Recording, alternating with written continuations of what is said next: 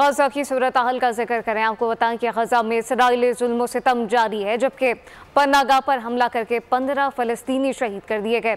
7 अक्टूबर से जारी जहरियत की शहादतों की तादाद 32,623 हो गई है। सफ़ाक से हुनी फोर्स खून नाहक बहाने से बास न आई। मशरिकी गजा में एक स्पोर्ट्स कॉम्प्लेक्स पर हमला कर दिया। जंग के 27 फ़लस्तीनी इस मकाम पर पनाह गुज़ीन थे। हमले में 15 अफराद शहीद हो गए।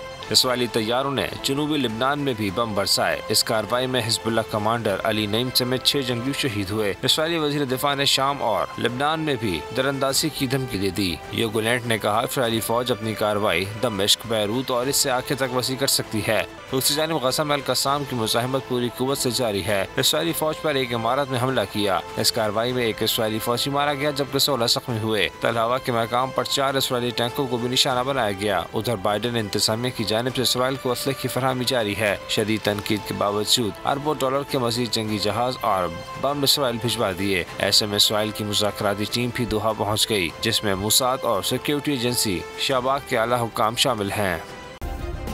सब्सक्राइब करें और बेल दबाएं ताकि कोई खबर रह न जाए।